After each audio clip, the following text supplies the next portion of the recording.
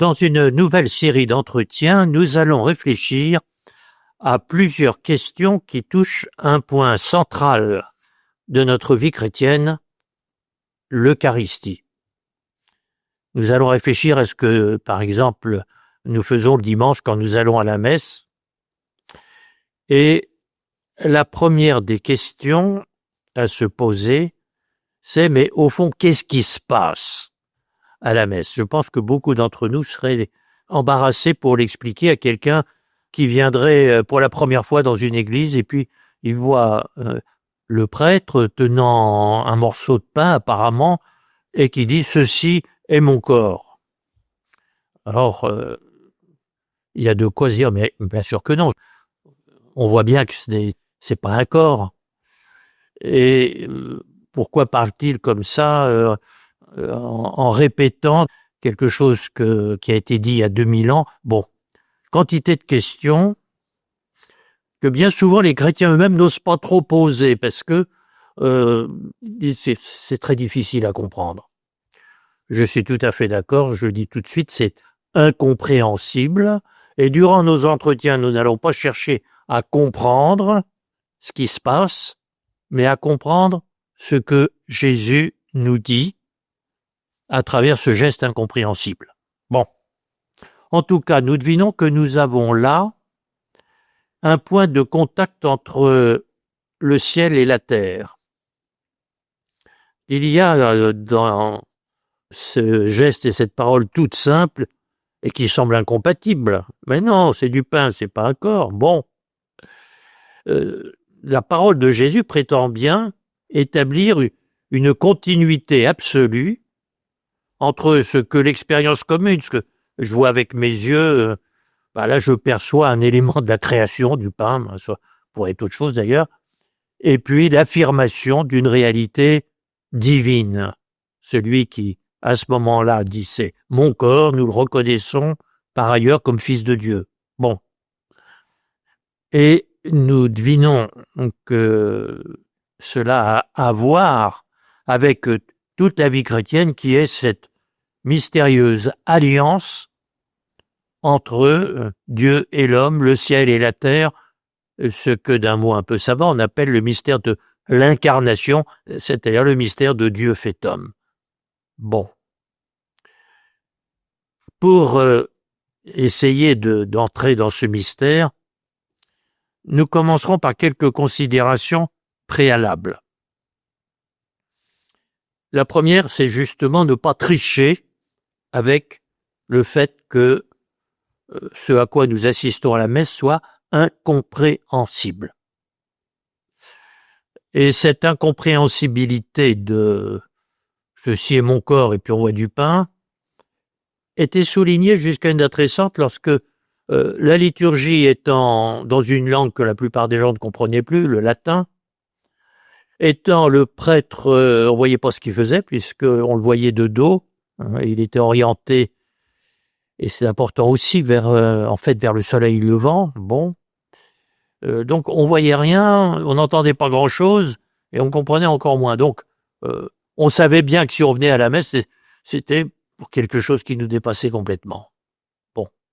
Et il y a là, je dirais, un petit danger, aujourd'hui où tout est dans une langue, la langue des gens qui assistent, au moins la plupart du temps, le danger est de dire, si on nous explique bien, on va finir par comprendre. Non. En tout cas, n'oublions surtout pas, dans tout ce que je vais dire maintenant, que à la première messe, celle de Jésus le jeudi saint, n'oublions pas que ceux qui étaient là n'étaient pas mieux équipés que nous pour comprendre. Les apôtres de Jésus, oui, ils appartenaient à la tradition de l'Ancien Testament, ils connaissaient aussi ce repas de Pâques, il y a toute une liturgie familiale, tout ça ils savaient. Ils connaissaient la tradition biblique, mais ils n'avaient jamais fait ni philosophie, ni théologie. Autrement dit, ils n'avaient pas été dans des facultés où on explique aux gens ce qui se passe sur l'autel. Et je dis tout de suite parce qu'il n'y a rien à expliquer. Ça ne veut pas dire qu'on n'est pas à faire de la théologie. Mais la théologie, c'est pas d'expliquer le bon Dieu. c'est de l'écouter. Mais enfin, ça, c'est autre chose. Mais en tout cas, cela indique aussi que ce que je voudrais partager avec vous maintenant doit nécessairement être compréhensible par des gens qui, comme les 12 apôtres autour de Jésus, appartenaient à une tradition religieuse. Nous appartenons à la tradition chrétienne. Ça nous donne un vocabulaire, ça nous donne de quoi parler de l'Eucharistie, d'accord? Mais il n'y a pas besoin d'être spécialiste de philosophie, théologie, bref, la vraie question n'est pas intellectuelle. Et je dis tout de suite que, ici comme ailleurs, nous ne devons jamais oublier ce que nous dit Jésus. Le royaume de Dieu, et l'Eucharistie en fait partie, le royaume de Dieu est pour les petits-enfants qui n'ont pas encore été à l'école. Ça ne veut pas dire qu'ils sont idiots, mais ça veut dire que ce qu'ils ont à comprendre doit être compréhensible par, je dirais, par des gens tout simples. Et l'Église, vous le devinez déjà, n'est pas faite pour des spécialistes, mais pour, je dirais, tout le monde en est capable. Bon. C'est une première chose qu'il nous faut affirmer très fortement, c'est que nous ne sommes pas à la messe devant un problème intellectuel, un problème métaphysique pour ceux qui tiennent à faire de la philosophie, et la présence eucharistique de Jésus, puisque ça c'est facile à comprendre, on dira, ben oui, à partir de la consécration à la messe, eh bien, Jésus est réellement présent. Bon, et cette présence eucharistique de Jésus ne prétend absolument pas à une transformation de quoi que ce soit. Parce que là, on comprend qu'il faudrait peut-être étudier comment ça se passe exactement comme on étudie la chimie, alors on voit que la formation de je ne sais quel produit avec des échanges d'atomes, tout ça. Non. Nous ne sommes pas en face d'une transformation, nous ne sommes pas en face d'une évolution, nous sommes en face d'une substitution. Autrement dit, il y a une discontinuité absolue entre avant la consécration à la messe et après. Et il faut s'interdire toute explication de ce qui s'est passé. J'allais dire parce qu'en réalité, il ne s'est rien passé du tout.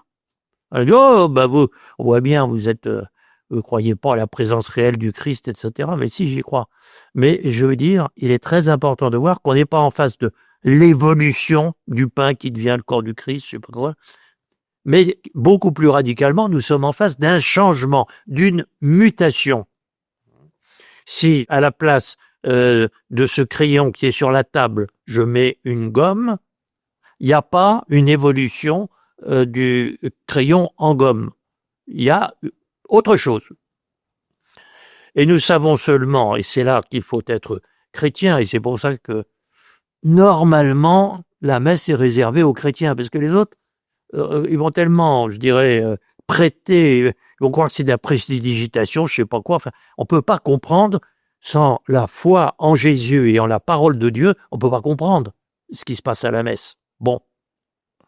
Donc, nous savons seulement qu'à la parole de Jésus, ce qui continue de nous sembler seulement du pain, n'est plus du pain, et autre chose.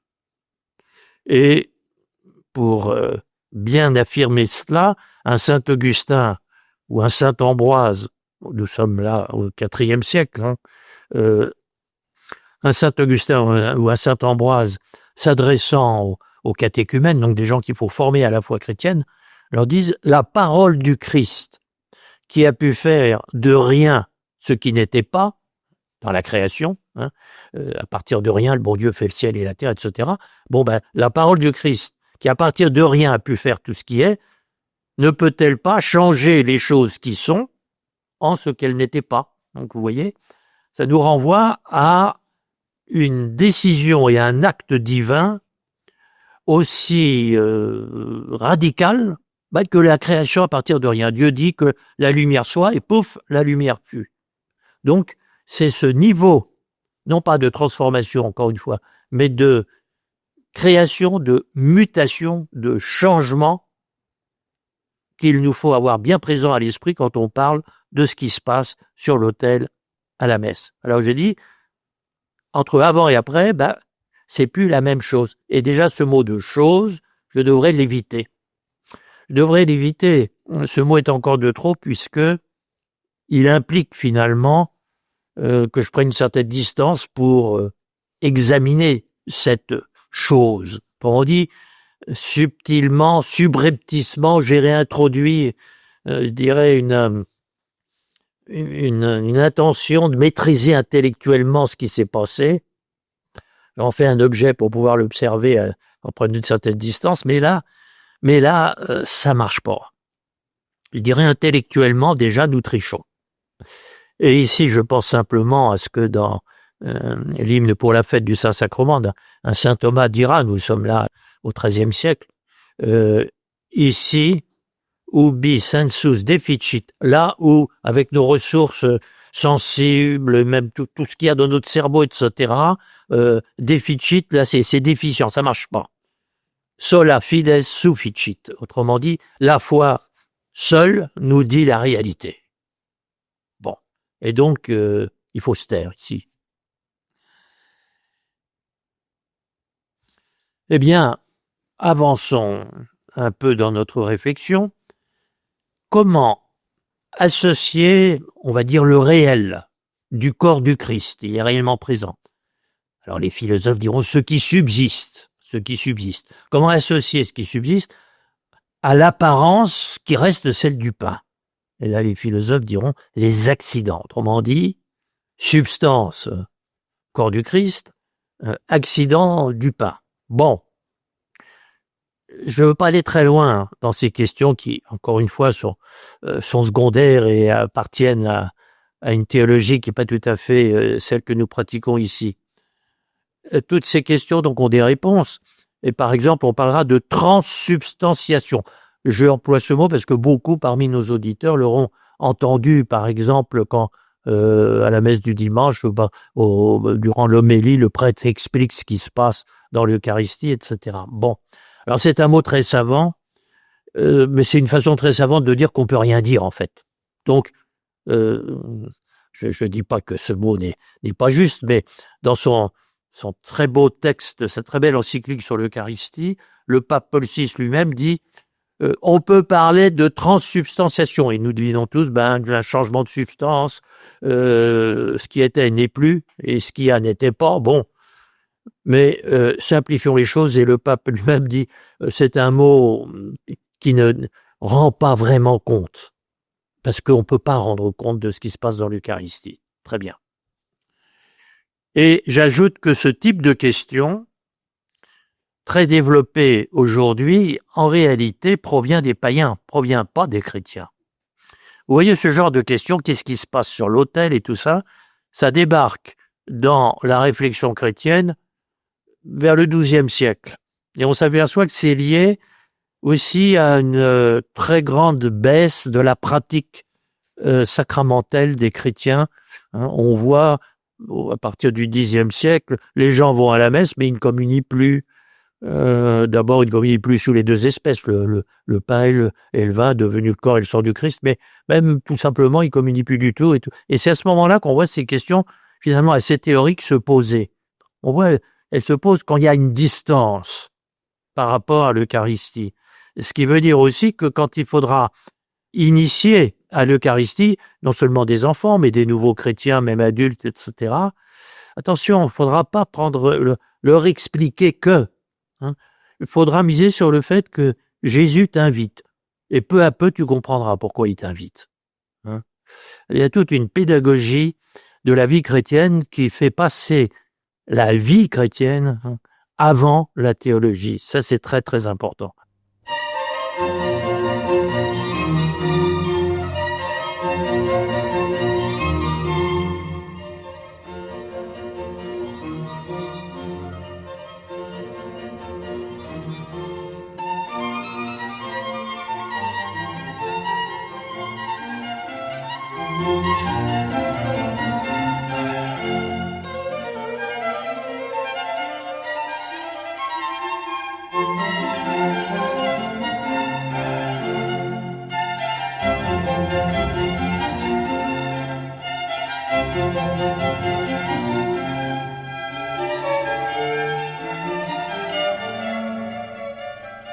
Bon, en tout cas, ces questions entrent dans l'Église, mais j'allais dire par la fenêtre, hein, par effraction.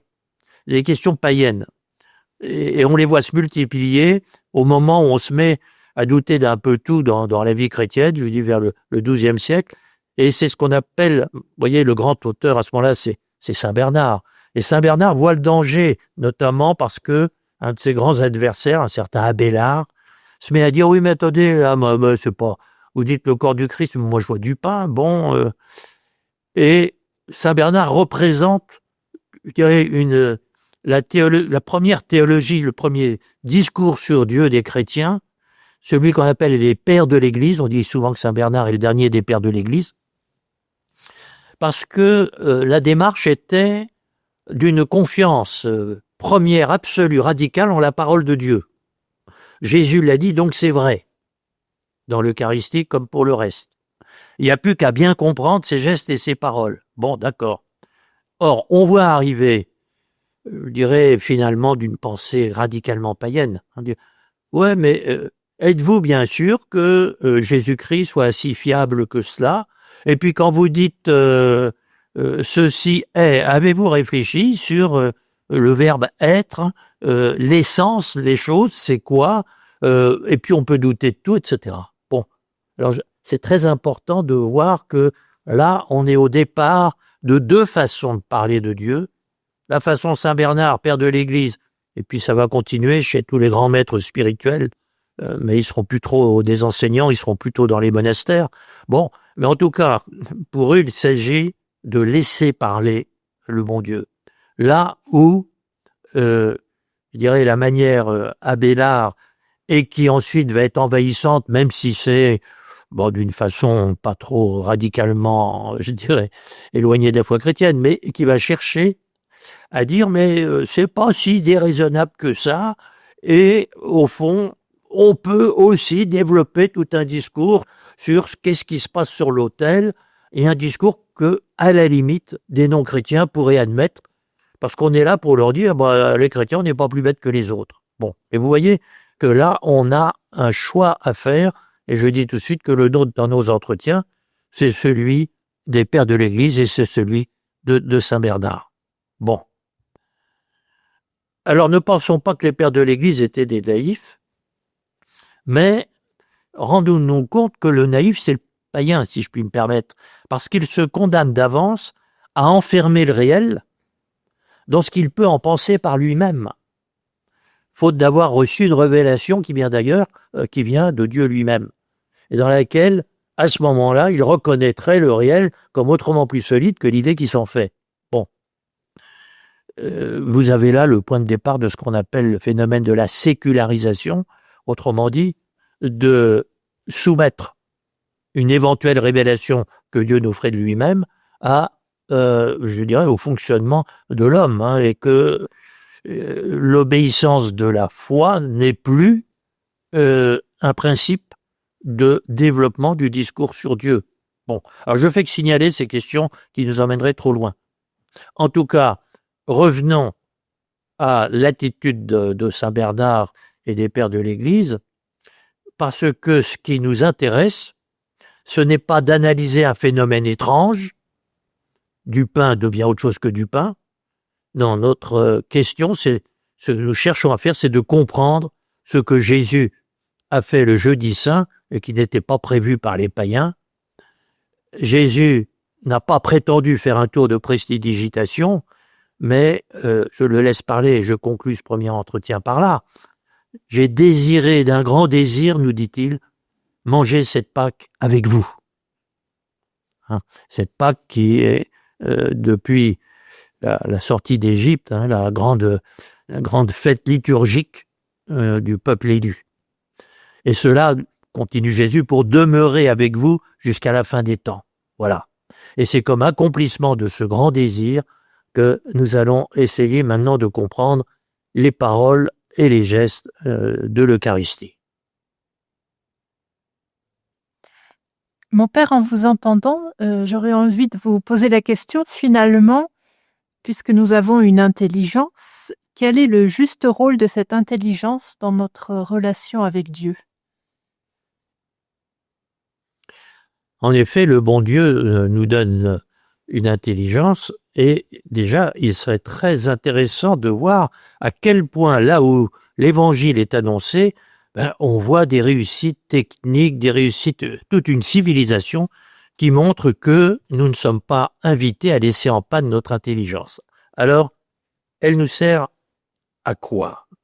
J'ai dit tout à l'heure, un Saint Bernard nous dit on va essayer de comprendre la parole de Dieu, ce que Jésus nous dit, et on va s'apercevoir que là, on parle du réel. Alors, cette expérience du réel, si vous vous rappelez, dans nos précédents entretiens, je pense à Lucie Christine, par exemple, qui a tout d'un coup une prise de conscience très forte de la présence de Dieu dans sa vie, et elle nous dit que là, elle a l'évidence du réel. Bien. Mais vous voyez que le réel arrive comme une expérience qui nous est donnée, et que à partir de là, on va essayer de faire l'inventaire de ce qu'on découvre, et notre raison, je rappelle que raison, c'est la trace de Dieu en nous, va nous permettre de reconnaître le réel, mais qui subsiste, dont toute la densité est dans la parole même de Dieu. Au début de l'évangile selon saint Jean, tout subsiste dans cette parole de Dieu, dans le verbe de Dieu. Bon. Alors pour le chrétien, je dirais toute la science, y compris les sciences les plus matérielles et tout ça, sont dans la dépendance, je dis pas de la révélation, mais de la parole de Dieu. Et quand nous est révélée la parole fondamentale, qui est Jésus lui-même, je dirais, à ce moment-là, tout trouve sa place, même si, pour faire des mathématiques, il n'y a pas théoriquement besoin d'être chrétien, parce que ça met en branle des ressources qui sont communes à toute l'humanité. Mais, curieusement, c'est quand même dans les pays chrétiens qu'on a le mieux fait des mathématiques. Et même chose pour la physique, et même chose pour la médecine, etc. Ce qui montre que l'intelligence est au service de de la vérité, mais n'invente pas la vérité, elle la découvre. Et à l'intérieur, encore une fois, d'une architecture mentale qui est présidée par la révélation, et dans la révélation, par la figure du Christ. Bon, alors, c'est dire des choses qui aujourd'hui sont pas facilement reçues. Mais il serait intéressant de montrer aussi que nous vivons aujourd'hui, comme à vrai dire un peu à toutes les époques païennes, dans une certaine mythologie qui donne un pouvoir absolu à la raison, mais exactement comme on le donnait à Jupiter dans l'Antiquité, mais que en réalité c'est un colosse aux pieds d'argile, que la science moderne. Bien sûr, on est capable d'envoyer des fusées dans la Lune, des choses extraordinaires, mais au fond, on voit à quel point ceux qui envoient des fusées dans la Lune, ça, par ailleurs, tournent en rond et ne seraient pas capables de dire ce qu'ils font sur Terre. Bon. Mais si on pose la question, non pas sous l'angle des performances de notre intelligence, mais au contraire, de ce qui est important, de ce qui s'affirme comme incontestable, comme solide, alors qu'on n'est pas très bien équipé d'intelligence. Alors je dirais simplement une chose qui me frappe beaucoup à propos de l'Eucharistie. Quand je célèbre la messe, il y a quelque chose qui me déconcerte et qui, en même temps, je veux dire, me plaît beaucoup.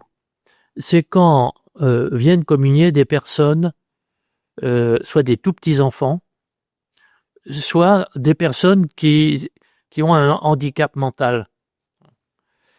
S'impose à moi le fait que eux ils trichent pas. Autrement dit, ils sont pas en train de se dire qu'est-ce que je suis en train de faire, je vais faire le mieux possible, etc. Il y a une espèce de spontanéité.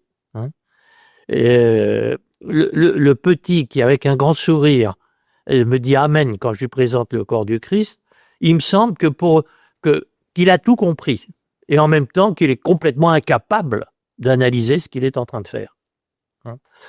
Et j'avoue que quand je vois dans la même procession arriver des gens qui sont certainement d'excellents chrétiens, hein, mais qui sont très équipés intellectuellement, je me défends mal de l'idée qu'ils n'ont pas cette fraîcheur, je dirais cette vérité du petit enfant ou de celui qui souvent avec un geste maladroit, et j'ai souvenir parfois je suis un peu inquiet, mais il reçoit le style, mais est-ce qu'il se rend compte un minimum, etc.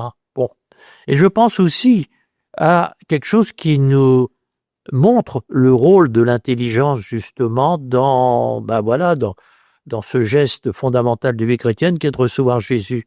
C'est que jusqu'au 10e, 11e siècle, vous voyez, je disais tout à l'heure que les problèmes théoriques sur l'Eucharistie arrivent au moment où la pratique eucharistique s'affaiblit beaucoup en Occident. Ben, on n'avait pas de réticence à donner Jésus même à des tout petits enfants. Et normalement, quand on baptise, y compris un petit enfant, et on continue à faire comme ça dans les églises d'Orient, on lui donne, alors il peut pas consommer une hostie, alors on lui met un peu du précieux sang, mais finalement c'est la même chose sur la langue, le jour de son baptême. Hein. Ce qui veut dire que l'Église dit, mais c'est pas une question de comprendre, c'est pas une question d'intelligence. Et ça nous renvoie à une deuxième chose qui, là aussi, me paraît très importante. C'est que si nous, on communie, il y en a un autre qui communie, pour qui c'est beaucoup plus important, c'est Jésus. Et il n'attend pas que le petit comprenne, il dit, moi je veux ne faire qu'un avec lui. Et quand je donne la Sainte Communion, j'ai toujours le sentiment d'être en train de la donner à Jésus. Je lui dis, Jésus, voilà, alors je lui dis pas le corps du Christ, je lui dis, monsieur un tel, madame une telle et tout, et que lui peut à ce moment-là accomplir ce grand désir. J'ai désiré d'un grand désir manger cette Pâque avec vous. Eh bien, voilà, c'est dans ce sens-là, je dirais, que on approche le plus véritablement l'Eucharistie. Et c'est ce que nous allons faire dans le prochain entretien.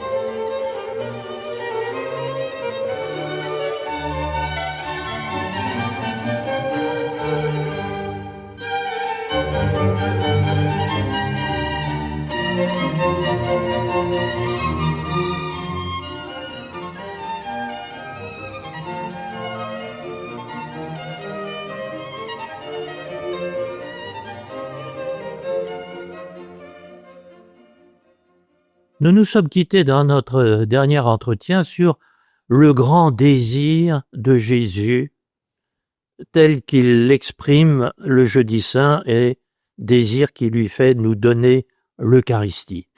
J'ai désiré d'un grand désir manger cette Pâque avec vous. Alors on va essayer de comprendre pourquoi Jésus désire manger cette Pâque avec nous. Quand vous regardez de la première à la dernière page ce que Jésus nous dit dans l'Évangile, tout se résume à un désir d'union, ne faire qu'un avec nous. Je l'ai dit bien souvent, mais il faut encore le répéter.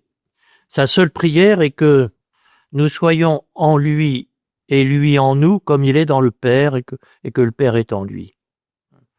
Le Père et moi, nous sommes un. Eh bien, il veut la même chose entre lui et entre nous et son Père. Désir d'union. Ce mot union est le plus fondamental de la littérature chrétienne. Parce que, au fond, toute l'œuvre du Christ, nous dit-il lui-même en Saint Jean, c'est de rassembler dans l'union et dans l'unité les enfants de Dieu dispersés. Reformer la famille de Dieu disloquée par le péché d'Adam et Ève. Alors cette union, elle est fondamentalement celle de Jésus et de son Père. Hein. Le Père et moi, nous sommes un. Mais ce qui veut dire aussi que notre vocation est d'être dans le même rapport au Père de par notre union à Jésus. Alors, je n'en finirai pas de citer toutes ces invitations de Jésus à ne faire qu'un avec lui et avec son Père. Hein. Demeurez en moi comme moi en vous. Croyez que je suis dans le Père, que le Père est en moi, etc. Bon.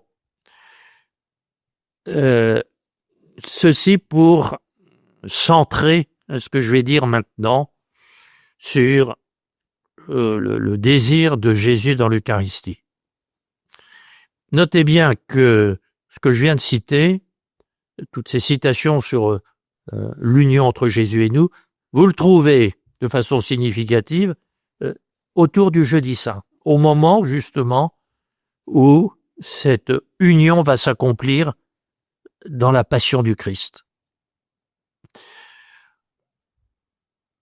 Et avant d'aller plus loin et de lire justement cette passion, enfin des éléments de cette passion qu'on va retrouver dans la célébration de l'Eucharistie, je vais être obligé de faire encore un petit détour philosophique, mais pas de philosophie païenne, rassurez-vous, de philosophie chrétienne. Et de revenir sur un thème que j'ai abordé à plusieurs reprises dans nos entretiens, c'est de bien voir la différence entre l'union de deux personnes et la séparation de deux individus, ou même le rapprochement de deux individus. Mais vous comprenez que quand Jésus nous dit vous en moi, moi en vous, je dirais, on devient chacun intérieur à l'autre. Tandis que si je dis qu'est-ce que c'est que cet individu, d'avance, je le situe à l'extérieur. Ça veut pas dire que je vais être méchant avec lui, non? Mais ça veut dire que je me positionne en dehors de lui. Bon. Alors essayons de mieux comprendre l'union de deux personnes. Comment est-ce que deux personnes peuvent n'en faire qu'une, mais être intérieures l'une à l'autre? Le païen ne se pose pas la question. Pourquoi? Parce que fils d'Adam, il est spontanément à côté de ceux qui ne sont pas ses frères, mais quelque part ses concurrents. Hein. Et j'ai souvent dit que la notion même de personne, avec ce que ça implique d'absolu, est une notion spécifiquement chrétienne. Mais depuis le péché originel, on est habitué à n'avoir que des rapports avec nos semblables, et l'idée de ne faire qu'un avec eux, c'est une idée pas impossible, mais je veux dire, vraiment là vous avez la frontière entre le regard chrétien et le regard païen sur nos semblables. Pourquoi? Parce que dans le péché d'Adam et Ève, on est retombé dans un fonctionnement animal, naturel. C'est pas mauvais. C'est pas mauvais pour les animaux, mais nous, on n'est pas fait pour ça, et c'est pour ça que ça va pas marcher. Bon, en tout cas, le païen, spontanément, se pense dans un affrontement entre individus. Et là aussi, il serait intéressant de montrer que là où l'évangile pénètre, je dis pas s'impose, c'est pas possible, pour des raisons qui sont liées au péché en fait, hein, mais je veux dire là où malgré tout il a donné naissance à des formes de vie sociale dominées par l'évangile, il y a quand même moins de guerre, il y a quand même un respect plus grand du prochain, des choses qui montrent que on retrouve un fonctionnement personnel là où le païen laissé à lui-même fonctionne entre individus, avec ce que ça suppose d'affrontement, et qu'il y a plus de guerre, il y a moins de justice sociale, etc. Malgré tout, c'est comme ça. Bon. Et dans le monde animal, Adam et Ève retombent dans l'animalité, au moins en partie. Dans le monde animal, tout se résout par des rapports de force. Et là où l'évangile n'est pas apparu, ou là où il disparaît, eh bien, c'est la guerre. Hein. Pourquoi? Parce que l'animal, c'est je fais ce que j'ai envie, le seul frein étant la force de celui qui, ayant envie de quelque chose de différent, finalement m'empêche d'aller jusqu'au bout. Bon. Et donc, une société païenne va s'organiser autour de je fais ce que j'ai envie tant que c'est possible. Et ça ne marche pas. L'aspiration à la liberté, compris comme je fais ce que je veux, conduit à des sociétés effroyablement compliquées où on multiplie les interdictions parce que tu fais ce que tu veux, d'accord, mais celui d'à côté, il fait aussi ce qu'il veut. Ah bah oui, alors on coupe en deux le territoire. Ah oui, mais sur ce territoire, il y en a aussi qui... On voit diverger les individus et le résultat, il faut morceler de plus en plus l'espace de liberté. Et qu'est-ce qui va me rester? Bah, bientôt plus rien. Une réglementation qui va dans les moindres détails parce que si la loi des personnes, c'est la confiance mutuelle, le respect mutuel, la loi des individus, c'est la méfiance mutuelle. Ôte-toi de là que je m'y mette. Bon. Et l'être humain, encore une fois, il ne peut pas effacer sa vocation divine, malgré le péché d'Adam et Ève. Et si une société sait, vous allez suivre vos envies, ben, ça va tourner à la guerre civile, internationale, tout ce que vous voulez. Et il serait intéressant d'ailleurs de se demander si c'est pas ce qui se passe sous nos yeux. Mais enfin, c'est pas le sujet. Bon. Tandis que la personne n'a pas d'envie, elle a des désirs. Quand je dis désir, je mets déjà des conditions à la réalisation. Tandis le fait que ce ne sera pas forcément l'assouvissement de ce dont j'ai envie. Et ça veut dire aussi qu'au-delà de l'envie, le désir me porte à cette union avec celui que j'ai bientôt appelé mon prochain, hein, d'union, de communion, et que là, on voit aussi entrer toute l'exigence, la nécessité du don de soi et non pas de profiter de l'autre. Et en réalité, le grand désir de Jésus, venu pour rassembler les enfants dispersés de Dieu, le grand désir de Jésus est aussi bien le nôtre, parce qu'il a fait naître en notre cœur ce désir d'union qui est proprement le divin en nous. J'ai souvent mentionné des observations toutes simples qu'on peut faire. Regardez le petit enfant qui s'éveille à la vie, spontanément, il s'élance vers sa mère, son père, son prochain. Et dans cet élan, il y a ce désir inné de ne faire qu'un avec son père, avec sa mère. Les rapports ici deviennent des relations, hein, et l'élan du petit enfant lui fait traverser les frontières de l'individu qu'il est en tant qu'animal, hein, pour rejoindre la personne de sa mère ou de son père. Hein. D'un affrontement par l'extérieur, d'un fonctionnement par réaction des uns sur les autres, le petit passe à, je dirais, à un dépassement de lui-même, passe à une union qui le porte, non pas à l'extérieur de sa mère par affrontement, mais à la personne même de sa mère, là où elle dit « je hein, ». Maman et moi, nous ne faisons qu'un, et c'est ça le bonheur. Bon. Vous voyez qu'avec des remarques toutes simples, nous venons de tracer, je dirais, le cadre d'une pensée, je ne veux pas dire une philosophie, d'une pensée chrétienne qui doit rendre compte de cette aspiration, de ce désir d'unité, aspiration à ne faire qu'un entre nous en même temps que un avec Dieu notre Père. Voilà.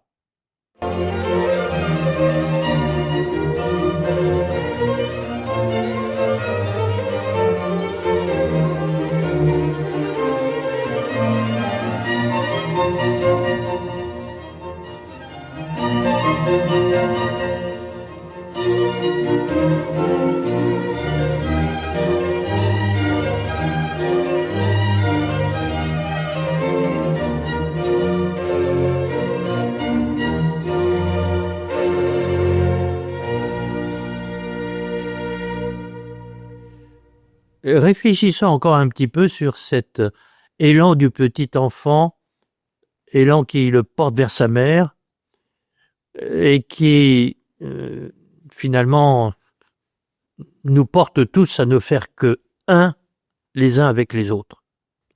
Remarquons que cet élan part non pas de son corps, même pas exactement de son affectivité, etc., mais d'un point qui bientôt il dira « je », de ce qu'il y a de plus profond dans sa conscience.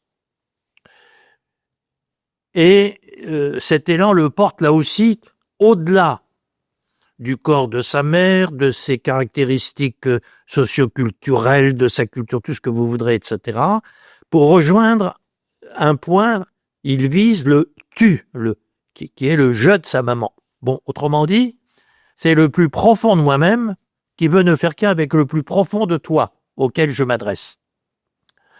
La personne vise la personne, et non pas des choses qui pourraient le satisfaire, être agréable, etc. Bon. Et au fur et à mesure que le petit va effectivement s'élancer vers sa maman, il va traverser tout ce qui, en lui, est naturel. Il va se jeter dans les bras de sa maman, par exemple, mais en comprenant, voilà pour l'intelligence. En la regardant, voilà pour la sensibilité, tout ça. Autrement dit, à partir de ce point, vous voyez toute la conscience s'organiser dans cette volonté d'union. Et tout ce qui constitue notre personnalité, la personne c'est personnalité c'est mon intelligence, ma sensibilité, mon histoire personnelle, etc. Et au fur et à mesure que je me jette dans les bras de maman, eh bien tout ça va être intégré à cette intention de ne faire qu'un avec elle. Tout ce qui me permet de sentir, de comprendre, de vouloir, s'oriente, dans cet élan, s'oriente vers la personne de l'autre, pour former avec lui quoi donc? Une unité, mais qui va enrichir chaque personnalité de la personnalité de l'autre.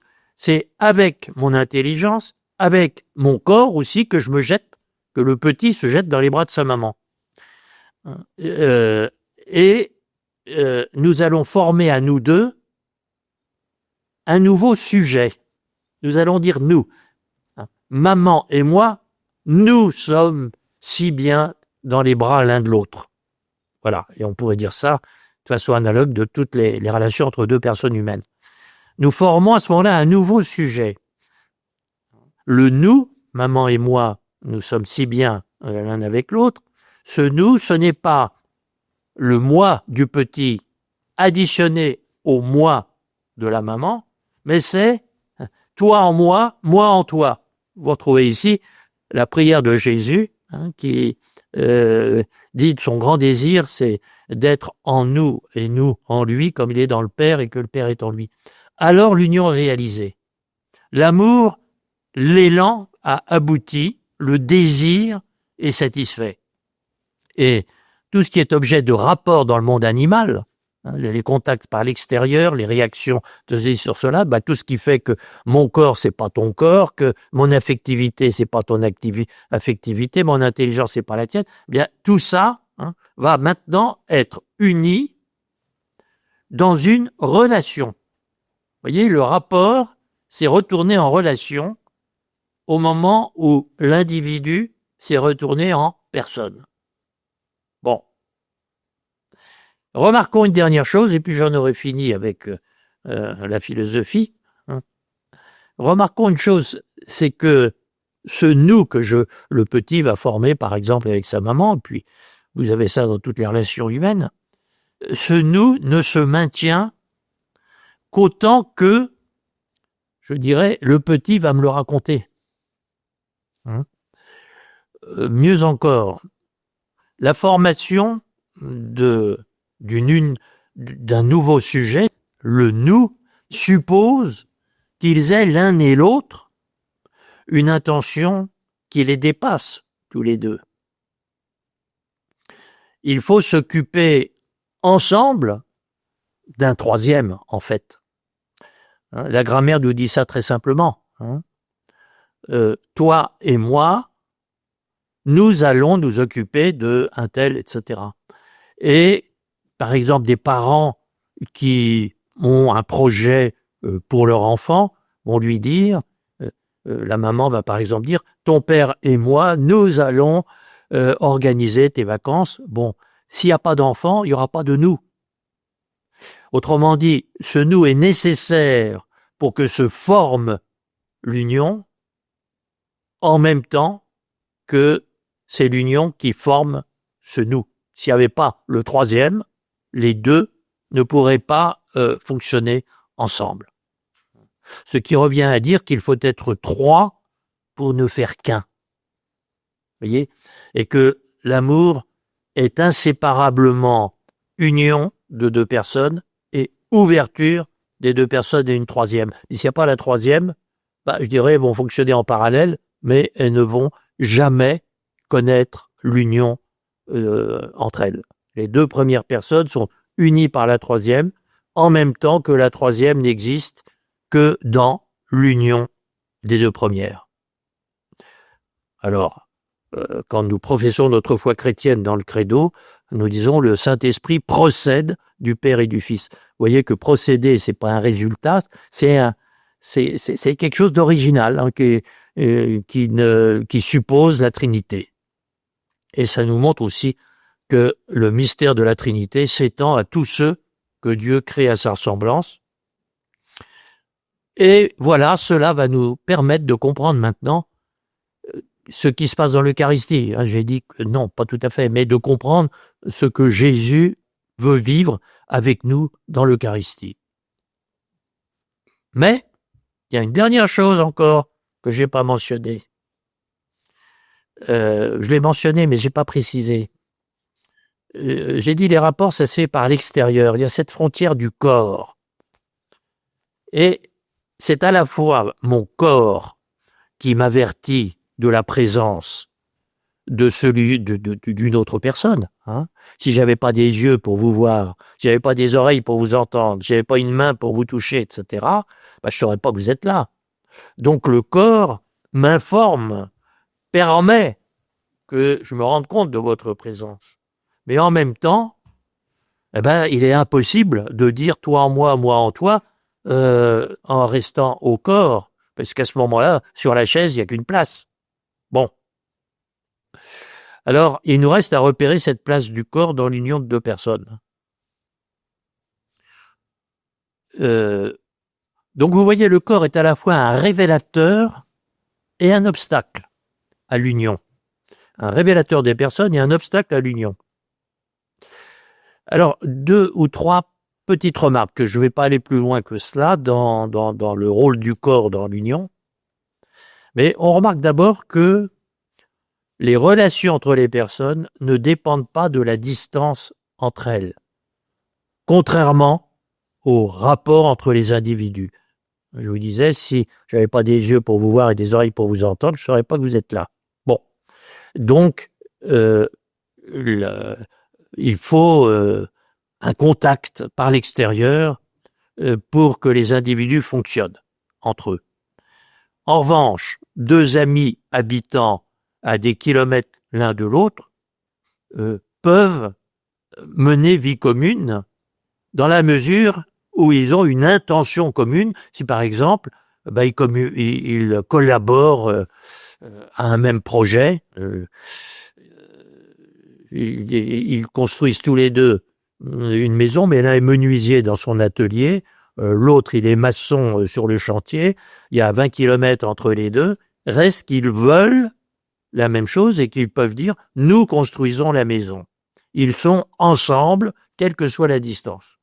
Bon, inversement, vous prenez deux voyageurs serrés comme des sardines en boîte dans le métro, aux heures de pointe, il n'y a pas d'union entre eux, mais il y a un rapport très étroit, un rapport physique, un contact presque mécanique de leurs corps appuyés les uns sur les autres.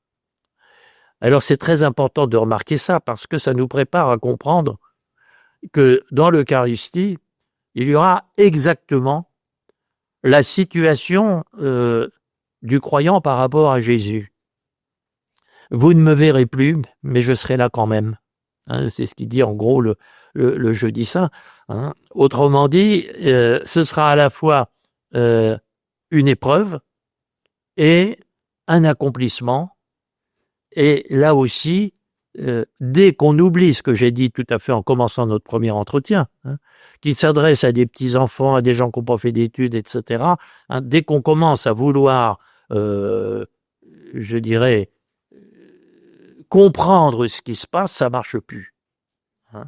Ça ne peut marcher, je dirais, que dans la parole de Jésus, et qui fait que Jésus peut nous dire que il disparaît à nos yeux, qu'il va vers son Père, mais pour que sa joie soit en nous et que notre joie, la sienne, soit parfaite. Bon, alors c'est dire beaucoup de choses en peu de mots. On va voir s'il y a quelques questions, puis on reprendra ça dans d'autres entretiens sur l'Eucharistie. Mon père, est-ce que lorsque je communie, et si je communie régulièrement, fréquemment, est-ce que j'envisage ma vie complètement différemment? Ce n'est plus moi qui fait les choses, mais par exemple, je dois aller faire la cuisine, par exemple, je dis, Jésus et moi, nous allons faire la cuisine, ou nous allons prendre telle décision. Fondamentalement, vous avez tout à fait raison. Même si il faut d'abord que le nous se forme pour que vous receviez corporellement Jésus. Exactement comme dans le mariage, il faut que le mariage soit constitué, que les deux époux se soient engagés totalement l'un envers l'autre pour vivre ensuite leur union corporellement. Donc ce n'est pas la communion qui nous unit à Jésus, c'est parce qu'on est unis à Jésus qu'on va pouvoir même corporellement vivre cette union. Alors, vous devinez qu'il y a des tas de questions sous-jacentes, eh bien nous allons les aborder dans notre prochain entretien.